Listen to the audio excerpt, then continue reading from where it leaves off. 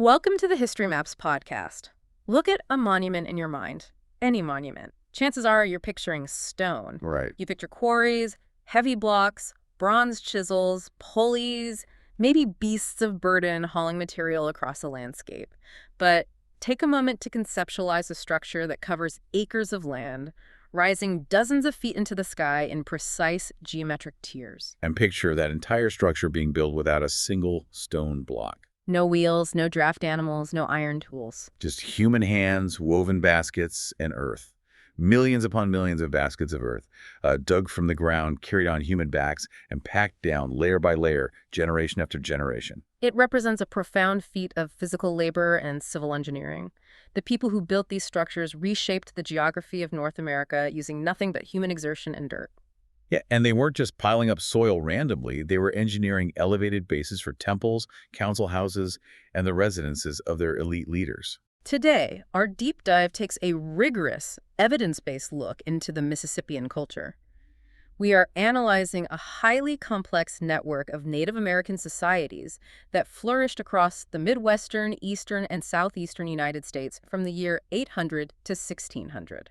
We are going to methodically break down the archaeological, cultural, and historical records of these mound-building peoples. We're looking at their architectural achievements, the agricultural foundations that made those achievements possible, the regional variations across the continent, and the eventual dissolution of their centralized chiefdoms following environmental shifts and European contact.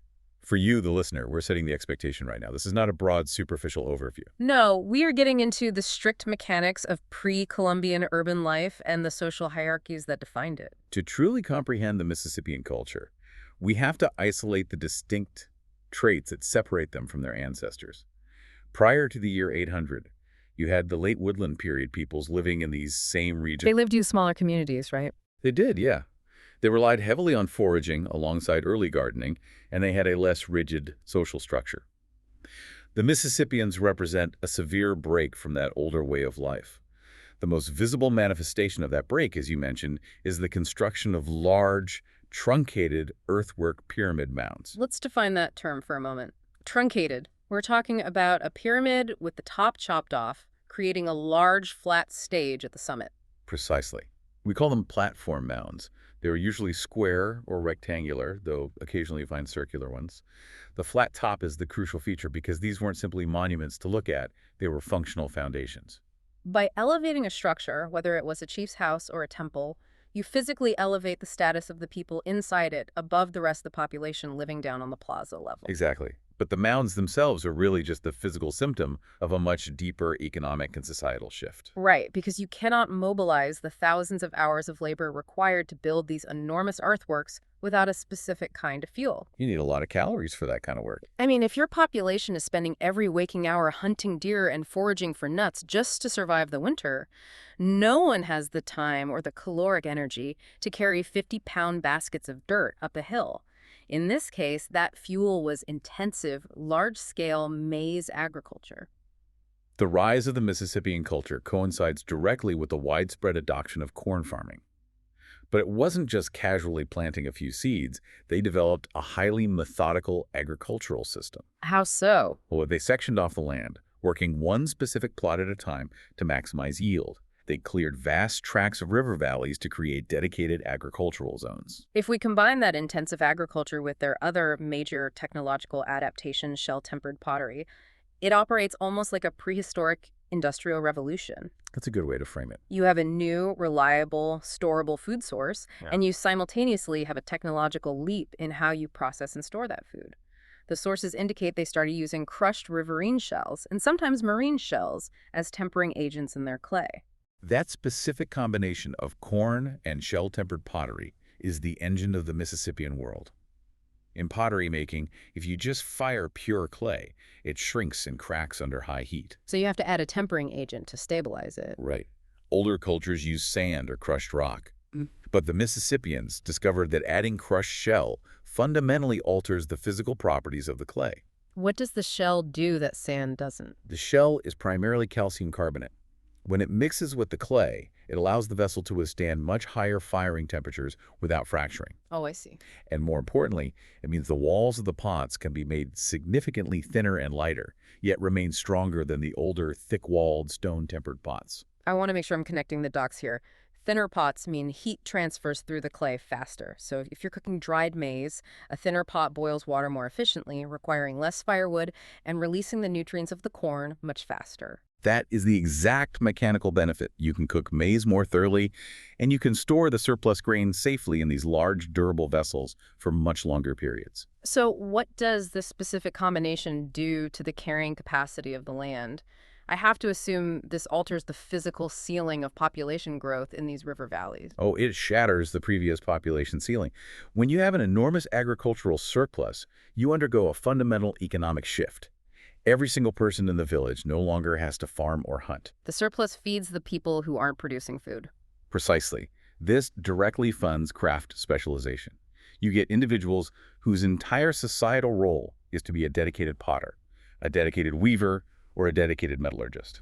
And economically, this surplus funded widespread trade networks. The archaeological record shows materials moving across staggering distances.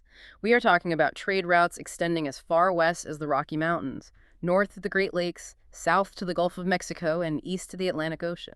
They were moving high-value goods across the entire continent. You find marine shells from the Gulf Coast in sites all the way up in Illinois. You find obsidian from the west. And you find significant amounts of copper. The metallurgy is particularly interesting because we are not talking about bronze or iron smelting here. The Mississippians didn't have smelting technology. No, they didn't melt metal down to cast it. They worked with naturally occurring copper deposits, primarily sourced from the Great Lakes region. They utilized a highly skilled technique of cold hammering the copper. But if you just hammer raw copper, the crystalline structure of the metal becomes stressed, right? It turns brittle and snaps. Exactly. So how do you get around that without melting it? You use a process called annealing. Annealing. Yeah. The artisans would hammer the copper nugget to flatten it out, and then they'd heat the metal in a fire. This heating softens the copper, relaxing that internal crystalline structure. Then they'd take it out, let it cool, and hammer it again. By repeating this cycle of hammering and annealing, they could pound chunks of raw copper into incredibly thin sheets without breaking them. They used this process to create intricate ritual objects, including elaborate embossed copper plates featuring detailed iconography. So we have a society with surplus food, specialized artisans, vast continental trade networks, and new technological processes. But this accumulation of wealth and specialization inevitably leads to a shift in how people relate to one another. We mentioned earlier that the mounds were elevated bases for the elite. We're looking at the development of deep, institutionalized social inequality. The Mississippian era is defined by the development of complex chiefdoms. This is a system where political and religious power is heavily centralized, usually in the hands of one individual or a small ruling lineage. The societal structure is no longer egalitarian. It's intensely hierarchical. Right, and this hierarchy creates a distinct settlement pattern across the landscape. You don't just have a series of equal villages. You have one major center, the capital, essentially characterized by its large platform mounds and high population. And this main center exercises clear political and economic control over a network of lesser satellite communities. Exactly. The secondary communities might only have one small mound, and the tertiary farming villages surrounding them might have no mounds at all. The major center extracts tribute food, labor, luxury goods from the satellite communities to maintain the elite class and fund the construction of the major mounds. And binding this vast, unequal structure together across different chiefdoms is a shared ideological framework. Yes, the archaeological sources refer to it as the Southeastern Ceremonial Complex, sometimes called the Southern Cult. Let's break that down. The Southeastern Ceremonial Complex is a shared set of symbols, artwork, and ritual paraphernalia. Artifacts bearing these specific symbols, like the sun circle, the cross and circle, and various birdman motifs, are found at sites stretching all the way from Wisconsin down to the Gulf Coast. It functioned as a shared religious language that legitimized the power of the elites. And this ideology was frequently tied into ritual game playing. You're referring to the game of Chunky. Yes. Chunky was played with a carefully crafted, highly polished stone disc. The disc was rolled across a meticulously prepared, packed earth field, and players would throw long spears to see who could land their weapon closest to the spot where the stone would eventually come to rest. But we need to explain how a sport actually functioned within the political system. It's tempting to look at a game and just think of it as ancient entertainment. Right, but the sources suggest this was a deeply ingrained ritual practice connected to the southeastern ceremonial complex. It wasn't a recreational pastime. Chunky was a high-stakes proxy for warfare and a mechanism for economic exchange. The games drew huge crowds from neighboring chiefdoms. There was immense gambling involved, wasn't there? Oh, absolutely. With individuals and entire communities wagering vast amounts of wealth, goods, and sometimes even their own freedom on the outcome of the game. By organizing these games, the elites could mediate disputes, forge political alliances, and redistribute wealth without resorting to outright violence. It was a vital tool of statecraft disguised as a sport. Having established the blueprint, the platform mounds, the intensive maize agriculture, the shell-tempered pottery, the highly stratified chiefdoms, the copper metallurgy, and the widespread trade networks, we need to examine how this society evolved over time. Because a culture covering half a continent over 800 years doesn't remain static. No, it doesn't. The sources break the Mississippian period down into three major chronological eras. It is important to acknowledge that the exact timing varies regionally, depending on how quickly a specific area adopted these cultural traits. But broadly speaking, the chronology begins with the early Mississippian period, roughly spanning from the year 1000 to 1200. This is the transition phase. Correct. During this 200-year window, groups are actively abandoning the older, semi-nomadic tribal lifeways of the late woodland period. They are adopting increasing sedentism, meaning they're staying in one location year-round. This is driven by the necessity of tending to the large-scale cornfields, right? Yes. The production of surplus food draws people away from isolated homesteads and toward the regional chiefdoms, leading to rapid population concentrations. We see the very beginnings of the centralized mound centers during this time. Then we hit the apex, the Middle Mississippian period spanning from 1200 to 1400. This is when the foundational traits become deeply entrenched and widespread throughout the entire region. The sources show the expansion of enormous ceremonial complexes, the formation of the most complex multi-tiered chiefdoms, and the widest geographic spread of the southeastern ceremonial complex art and symbolism. The Middle Period is the absolute height of their cultural influence. The political power is the most centralized, the trade networks are the most active, and the urban development reaches its maximum scale. But then we get to the late Mississippian period, running from 1400 to 1540, and the archaeological record reveals a sudden, stark shift. The sources describe this as a time of increasing warfare, severe political turmoil, and widespread population dispersal. The major urban centers are abandoned. We start seeing heavy defensive structures, like huge wooden palisades and deep earthen trenches, appearing frequently around the remaining settlements. And there's a noticeable sharp decline in new mound building and large-scale public ceremonialism. Wait, I'm stuck on something here. You just said they were at the peak of their agricultural production, trade dominance, and political centralization. Why on earth would a society that's successful suddenly start building defensive walls and scattering into the countryside? It's a great question. If their food surplus was so secure, what fractured the system? Was this an invasion from an outside force? The archaeological evidence doesn't point to a foreign invasion. The fracture came from within, driven by a catastrophic shift in the foundation of their entire economy. The environmental data provides a very clear answer. Okay, so what changed? This period of cultural collapse and dispersal coincides directly with a period of severe global climate change known as the Little Ice Age. How does a global cooling event affect a river valley in the American Midwest? The Little Ice Age brought cold season-like conditions to North America. The most critical impact was a severe reduction in effective moisture across the continent between 1200 and 1800. So we are talking about a prolonged drought. A sustained, multi-generational drought. Remember, the entire complex societal structure, the specialized artisans, the continent-wide trade, the immense political power of the elite, is funded by one specific thing: intensive maize agriculture. And corn is a highly water-dependent crop. Exactly. When a severe drought hits, the crop yields plummet, the surplus vanishes. And when the elite can no longer provide the food that sustains the population and funds the rituals, they lose their political legitimacy. The social contract of the chiefdom breaks down. But the environmental stress wasn't purely a natural occurrence, was it? The sources indicate the crisis was compounded by the actions of the people themselves. It was a compounding disaster. They had concentrated tens of thousands of people into these dense urban centers. The sheer caloric demand of that many people living in one place put an unbearable strain on the local ecosystem. Scholars point out that the drought was exacerbated by localized deforestation. To build the mounds, to cook the corn, to fire the pottery, and especially to build those defensive palisades, they were clearing enormous tracts of forest for miles around the cities. And when you remove the trees, you alter the local water retention of the soil, making the drought even worse. Furthermore, a dense, concentrated population will rapidly overhunt the local game. The deer and other wild food sources were depleted. The environment around these major centers simply could no longer support the biological needs of the population. The carrying capacity collapsed. The people had no choice. They were forced to disperse, fracturing the large chiefdoms and moving away from the major sites to find smaller, more resilient areas where the land could still sustain a fraction of their numbers. And this resource scarcity is what sparked the intense endemic warfare of the late period, as the splintered groups fought over whatever fertile land and water remained. That structural collapse perfectly sets up our next focus. Before we look at the ruins, let's look at the society at its absolute zenith, right before that climate shift took hold.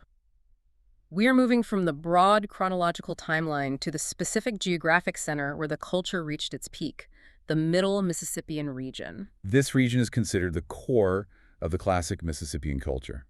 Geographically, it covers the central Mississippi River Valley, the lower Ohio River Valley, and most of the Mid-South area, which encompasses western and central Kentucky, western Tennessee, and northern Alabama and Mississippi. The hallmarks of this core region are the absolute peak expressions of the features we outlined.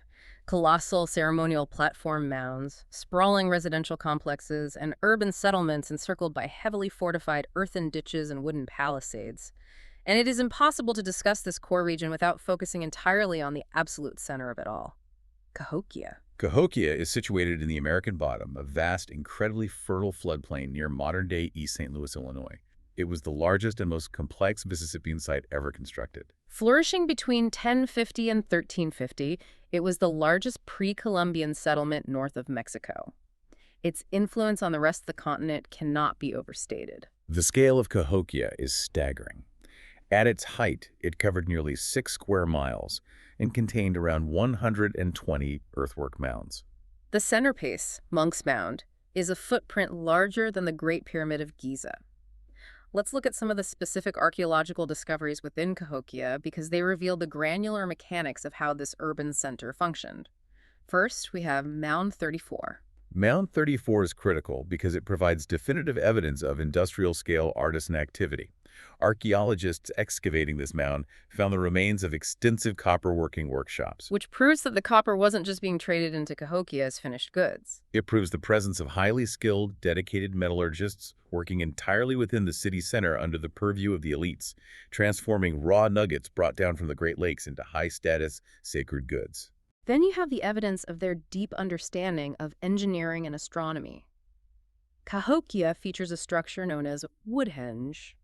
This is a series of large timber circles, some with dozens of huge wooden posts, that functioned as a highly accurate solar calendar, tracking the solstices and equinoxes. But they went beyond just tracking the sun. They built the Rattlesnake Causeway, a raised earthen road that was specifically aligned to the maximum southern moonrise.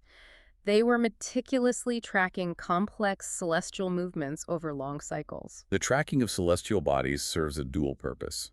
On a practical level, a complex agricultural society needs to know precisely when to plant and when to harvest. The solar calendar dictates the economic life of the city. But it also serves a deeply religious and political function, doesn't it? It does. The elite rulers of Cahokia tie their political power directly to the cosmos. By predicting or physically aligning their monumental architecture with the movements of the sun and moon, they demonstrated to the populace that they had a divine connection to the forces that govern the universe. And nowhere is that absolute authority more starkly visible than at a site called Mound 72. This location is famous in the archaeological record for its ritual retainer burials. The excavations at Mound 72 offer a grim but vital window into the extreme, institutionalized social stratification of Cahokia. The most well-known burial within this mound is often referred to as the Birdman burial. Here, a high-status individual, likely a paramount chief or religious leader, was laid to rest on a magnificent cape constructed from thousands of marine shell beads arranged in the shape of a falcon. The sheer labor required just to craft 20,000 shell beads is immense. But what truly demonstrates the terrifying power of these elites is the evidence of human sacrifice accompanying the burial. Yes, in one pit alone within Mound 72, archaeologists uncovered the remains of 53 Native American women. They had been sacrificed and buried together in a single event to accompany the elite figure into the afterlife. 53 women. When you have a societal structure where the death of one elite individual commands the execution of dozens of healthy young members of the population, you're looking at absolute, unchecked, centralized power.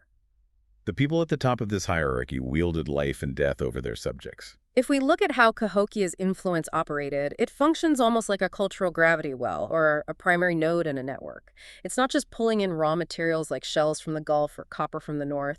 It is radiating its cultural and artistic styles outward. High-status artifacts, specific types of stone statuary, and elite pottery designs that originated in Cahokia have been found hundreds of miles outside the middle Mississippian area. Neighboring, smaller societies were actively copying Cahokia's architecture and art. They were reverse engineering the trends set by the capital. The middle Mississippian area served as an interconnected web of regional nodes, with Cahokia acting as the primary hub. But as Cahokia began to decline toward the end of the Middle Period, other major polities within the core area rose to exert their own profound influence. You have Angel Mounds, a powerful chiefdom located on the Ohio River in southern Indiana. The archaeological consensus suggests that a later cultural group, known as the Caborn-Wellborn culture, developed directly from the people of the Angel phase around 1400. There's also the Kincaid site, another major mound center situated on the Ohio River in southern Illinois. And we must highlight Moundville, located on the Black Warrior River near Tuscaloosa, Alabama.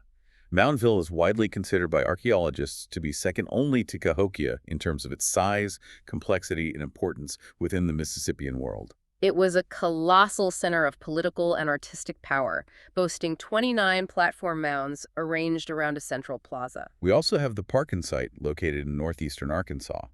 This site is particularly notable because it provides a bridge between the archaeological record and the historical record. Many researchers believe the Parkin site was the primary capital of the province of Casqui, a powerful polity that the Spanish explorer Hernando de Soto would later encounter and document in 1542. These sites, Angel, Kincaid, Moundville, Parkin, they all demonstrate how the fundamental blueprint of the Mississippian culture was applied across the core region. They created a heavily populated landscape dominated by powerful, interconnected, and often competing chiefdoms. We have established the powerful urban core. Now we need to examine how that cultural blueprint radiated outward, specifically looking to the east. This brings us to the region designated as the South Appalachian Mississippian area. The South Appalachian Province covers a huge contiguous area, encompassing modern-day Alabama, Georgia, northern Florida, South Carolina, central and western North Carolina, and eastern Tennessee. Chronologically, the sources indicate that this region adopted the Mississippian traits later than the core area. While the Midwestern groups were transitioning around 800, the South Appalachian area began adopting these traits around the year 1000. How did the traits get there? Did the people from Cahokia march east and conquer them? The prevailing archaeological theory is not one of military conquest, but of cultural diffusion. The indigenous populations of the South Appalachian area gradually adopted the agricultural practices, the hierarchical political structure, and the religious ideology through sustained contact and trade with their northwestern neighbors in the core region. But they didn't just copy the core region perfectly. They adapted it. The archaeologist W.H. Holmes actually coined the term South Appalachian Province back in 1903, based on a very specific regional adaptation. He was looking at their distinct ceramic style. Instead of the smooth, polished finishes found on the pottery in the core area, the pottery here featured elaborate surface decorations. The artisans applied these designs using carved wooden paddles. They would take a wooden paddle, carve intricate geometric patterns or concentric circles into it, and repeatedly press it into the wet clay of the vessel before firing it. It's a perfect example of a local population adopting a broader, highly effective technological trait. In this case, the shell tempering and the new vessel shapes necessary for cooking maize, but actively retaining and adapting their own deeply rooted artistic traditions. They made the Mississippian technology their own. In terms of how they organized their cities, they generally followed the primary blueprint. You find their major settlements located squarely on riverine floodplains. These villages feature heavy defensive palisades enclosing the platform mounds, the central plazas, and the residential zones. Georgia provides two of the most prominent examples of these major South Appalachian Mississippian settlements, the Etowah site and the Ocmulgee site. Both of these centers feature multiple large earthwork mounds that serve the classic religious and political functions. And over time, these networks of mounds and surrounding villages coalesced into larger, formidable political alliances, creating powerful overarching polities like Cofitachequi and Acute. But the geography of the East isn't entirely flat floodplains. If you look at the historic Cherokee homelands, the rugged, mountainous areas of southwest North Carolina, upstate South Carolina, and southeastern Tennessee, the settlement hierarchy looks remarkably different. In the westernmost counties of North Carolina, archaeologists have identified roughly 50 mound sites. But these sites are typically small villages with only a single platform mound, rather than the multi-mound urban complexes we see at Etowah or Cahokia. Why the stark difference? If the cultural blueprint calls for a huge multi-mound center, why didn't they build them in the mountains? It comes down to the strict limits of geography and agricultural carrying capacity. The river valley settlements in those steep mountainous regions simply did not have access to the vast, expansive floodplains available in the broader river valleys of the Middle Mississippian Core or the Lower South. Smaller, narrower floodplains mean a severe reduction in arable land available for intensive maize cultivation. Less corn means less surplus. Exactly. Without the colossal agricultural surplus generated by a place like the American Bottom around Cahokia, the local population density remains significantly lower. And a smaller population simply cannot produce the caloric energy required to build, let alone maintain, a huge multi-mound city. The single-mound village represents a highly localized, pragmatic adaptation of the chiefdom model. They maintained the social hierarchy and the religious ideology, but scaled the physical architecture to precisely what the mountainous environment could sustain. That concept of environmental adaptation provides a perfect bridge to our next region. If we shift from the eastern Appalachian Mountains all the way to the western edge of the Mississippian world, we encounter a totally different environmental reality in the Caddoan Mississippian area. The Caddoan area covers a broad region, including what is now eastern Oklahoma, western Arkansas, northeastern Texas, and northwestern Louisiana. The environment here is notably drier than the eastern woodlands. We're moving toward the plains. And as we just established with the mountain settlements, the local climate strictly dictates the agricultural output, which in turn dictates the size and shape of the society. The drier climate on the western margins actively hindered the kind of intense, large-scale maize production that fueled the urban centers in the east. Consequently, the major Caddoan sites, places like Spiro in Oklahoma and the Battle Mound site in Arkansas, are heavily concentrated strictly within the Arkansas River and Red River valleys. These were the largest, most reliable, and most fertile waterways in the entire region. They were the only microenvironments where Mississippian-style maize agriculture could be truly productive. When you look at the architectural footprint of these Caddoan towns, there is a very distinct difference from the core region. They generally lack the heavy wooden palisade fortifications and deep defensive trenches that are so ubiquitous in the major middle Mississippian towns. That's a striking difference. I want to pose a theory here based on the environment. Because they were positioned on the western edge of the Mississippian world, facing the less densely populated plains to their west, did they simply face fewer military threats? Or was their social structure inherently less combative? Your theory connects directly to the environmental constraints we just discussed. Because the lower agricultural yield in this drier climate resulted in a lower overall population density, there were simply fewer neighboring competing chiefdoms packed tightly into the same geographic area, vying for the same limited resources. Less pressure on the land means less reason to fight your neighbors. Yes, less resource competition generally translates to a lower frequency of endemic warfare. That explains the lack of extensive, labor-intensive defensive palisades. Furthermore, the lower agricultural surplus meant there was less extreme wealth inequality and social stratification compared to the middle Mississippian core. The Caddoan settlements were complex societies, absolutely, but perhaps without the rigid, highly militarized hierarchy required to maintain power in the densely packed eastern river valleys. One of the most vital aspects of the Caddoan Mississippian area is the line of cultural continuity. It's a crucial point. There is a strong scholarly consensus, supported by extensive archaeological evidence, that the cultural continuity in this specific region is unbroken from prehistory right up to the present day. The prehistoric Caddoan Mississippians are the direct, verifiable ancestors of the modern Caddo Nation of Oklahoma. Historically, as we move into the era of European contact, they were organized into three main allied confederacies: the Hasinai, the Caddo-Adacho, and the Natchitoches. All of these groups were linked by similar Caddoan languages and shared cultural practices that trace directly back to the mound builders of the Arkansas and Red River valleys. Let's follow the Mississippi River south now, moving down into western Mississippi and eastern Louisiana to examine the Plaquemine Mississippian culture. The Plaquemine culture is particularly fascinating because it developed contemporaneously with the Middle Mississippian culture at Cahokia, but in the Deep South. We have several notable archaeological sites in this region.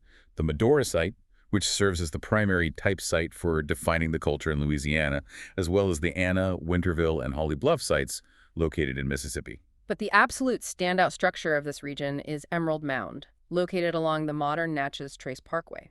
Emerald Mound is a staggering architectural achievement. Constructed between 1200 and 1730, the main platform mound there is the second largest pre-Columbian earthwork in the entire United States, second only in sheer volume to Monk's Mound at Cahokia. And the Plaquemine culture is historically crucial for our understanding of this entire era because of a specific site known as the Grand Village of the Natchez. Yes, the Plaquemine culture is considered the direct ancestral line to the Natchez and Tansa peoples.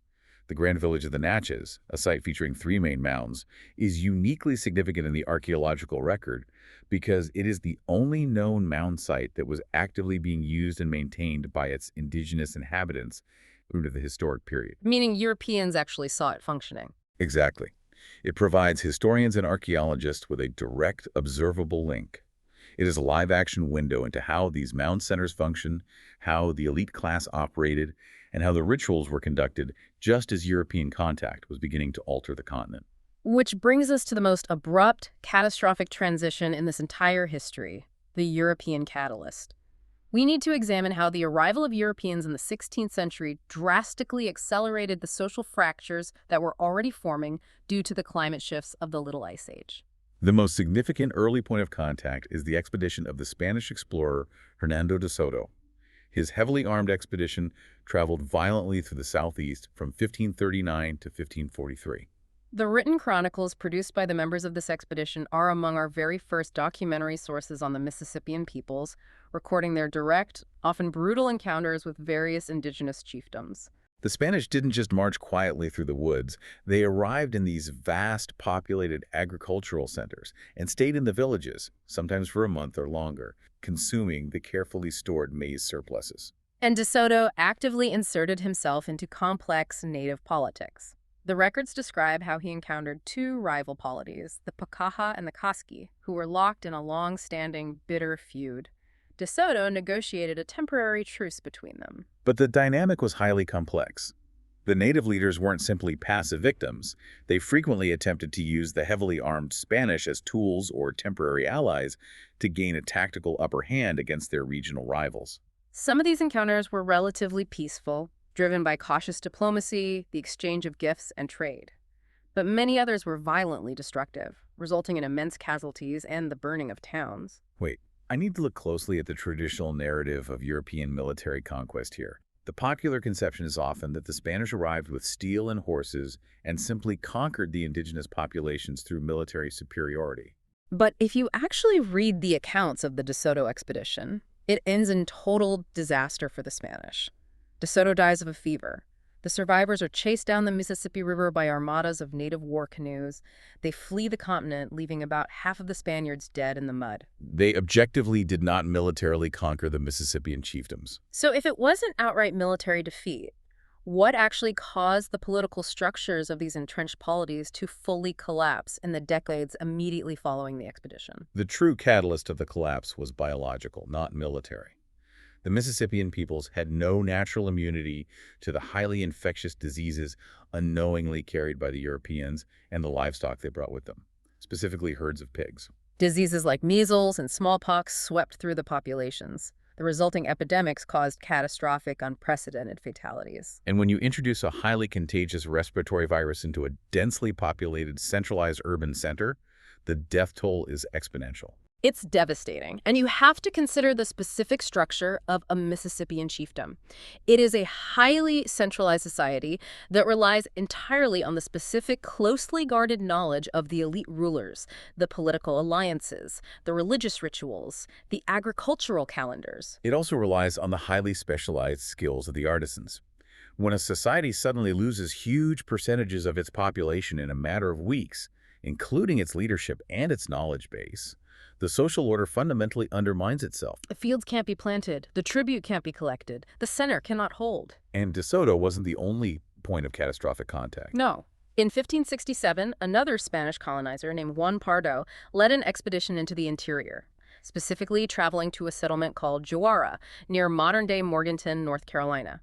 Here, he interacted extensively with Mississippian peoples. Pardo actually established a physical military base there called Fort San Juan. He did. The construction of Fort San Juan marks the very first European colonization attempt in the interior of what later became the United States. He built the fort and left a garrison of soldiers there to demand food and labor from the local population. But it was incredibly short-lived. The soldiers were stationed at the fort for about 18 months. By 1568, the local Native Americans had had enough of the demands. They rose up, systematically destroyed Fort San Juan, and killed the soldiers stationed there. In fact, they destroyed 5 other smaller forts established by the Pardo expedition across the region as well. Out of 120 Spanish soldiers stationed across the interior, only a single man survived to report the destruction. It was a violent, highly coordinated, and decisive rejection of European occupation. So the historical record shows native military victories against the Spanish. They could defeat the soldiers, but they were fighting an impossible losing battle against the microscopic pathogens. By the time more documentary accounts were being written by French and English explorers a century later, the Mississippian way of life had changed irrevocably. The demographic reality in the aftermath of contact was grim. The sudden, sweeping loss of community elders to disease meant a vast, irreplaceable loss of institutional knowledge. The people who knew how to engineer the mounds, the people who knew the complex rituals of the Southeastern ceremonial complex, were suddenly gone. Furthermore, to survive the sheer scale of the social collapse and the continuing environmental pressures, many surviving groups were forced to undertake rapid, desperate migrations over hundreds of miles, abandoning their ancestral river valleys entirely. Some groups entirely changed their fundamental way of life. As European horses spread across the plains, some descendant groups abandoned agriculture almost entirely and transitioned to a nomadic lifestyle centered on hunting. But this disruption, the disease, the migration, the shift in survival strategies, severed the historical memory of many groups. Think about the psychological impact of that severance. Imagine descendants living among the colossal, overgrown ruins of modern skyscrapers, but having entirely lost the engineering knowledge of how they were built or even who exactly built them, simply because the specific generation that held that knowledge was wiped out by a plague. That cultural disconnect is profound. Now, some groups, like the late 19th century Cherokee, did maintain strong oral traditions that linked them directly to their mound-building past. They knew those earthworks were the product of their ancestors. But other indigenous groups, due to severe displacement, forced assimilation, and the staggering death tolls of disease, didn't retain the specific historical knowledge that their own direct ancestors had constructed the enormous earthen pyramids dotting the landscape. And that specific, tragic loss of historical memory opened the door for one of the most persistent, racist, and damaging misunderstandings in American history, the myth of the mound builders. The myth was a widely held pseudoscientific belief propagated by European Americans throughout the 19th century. As settlers moved west and encountered these staggering earthworks, they refused to believe that the Native Americans they were currently displacing were capable of engineering such monumental architecture. Instead, they theorized that a separate, lost race of mound builders had constructed the cities. Depending on the writer, this lost race was imagined as wandering Vikings, or lost tribes of Israel, or some ancient civilized European race that had supposedly been wiped out by the Native Americans. It was a convenient fiction. It was a narrative deliberately utilized to legally and morally justify the forced removal and displacement of contemporary indigenous peoples. If the Native Americans had stolen the land from the mound builders, the logic went, then the U.S. government was justified in taking it from them. The myth wasn't rigorously scientifically debunked until 1894. The Smithsonian Institution commissioned an ethnologist named Cyrus Thomas to conduct an exhaustive study of the mounds. Thomas published a comprehensive, heavily detailed report proving conclusively, through deep archaeological and ethnological evidence, that the earthworks were unequivocally built by the direct ancestors of the contemporary Native American populations. Today, the genealogical and cultural line is clear. We know exactly who the Mississippians became. They didn't vanish into thin air. They are the direct ancestors of the majority of the American Indian nations currently living in the Midwest, East, and Southeast. The historic and modern-day nations that descended from the overarching Mississippian culture include the Appalachee, the Chickasaw, the Choctaw, the Muskogee Creek, the Seminole, the Yamasee, the Yuchi, and many others. Their cultural DNA is deeply embedded in the history of the continent. So as we pull back to look at the entire scope of this history, we started this deep dive looking at human hands carrying baskets of earth. We traced the slow, methodical rise of a sprawling urban society fueled by the intensive cultivation of maize and bound together by vast continent-spanning trade networks and shared religious rituals. We examined the apex of their power in the towering geometric earthworks of Cahokia, and we tracked their brilliant regional adaptations, from the scaled-down settlements in the Appalachian Mountains to the resilient river-based communities of the Candoan West. And finally, we unpacked how a shifting global climate and the devastating, invisible biological impact of European contact forced the dissolution of their centralized, monumental chiefdoms. It's a sweeping history, defined by incredible feats of engineering, highly complex political structures, and profound, necessary adaptation in the face of environmental and biological apocalypse. And I want to leave you with a thought about the absolute permanence of what they built. We talk about the Mississippian civilization as a piece of ancient history, but their infrastructure dictated the modern map. When European settlers eventually moved into the interior, they didn't cut new paths through the wilderness. No, they followed the wide, packed earth trade routes and causeways that the Mississippians had maintained for centuries. Today, if you drive on the major interstate highways that follow the river valleys of the Midwest and the Southeast, you are moving along the exact same geographic arteries carved out by Mississippian footsteps. Their cities may have been abandoned, but the physical remnants of those vast chiefdoms, the platform mounds built basket by basket, still sit directly beneath our modern infrastructure, beneath golf courses, and within the city limits of modern American metropolises. They are quiet, towering testaments to a complex, indigenous urban history that engineered the shape of the continent long before a single European ship ever reached its shores. Thank you for listening. History Maps. Learn history visually.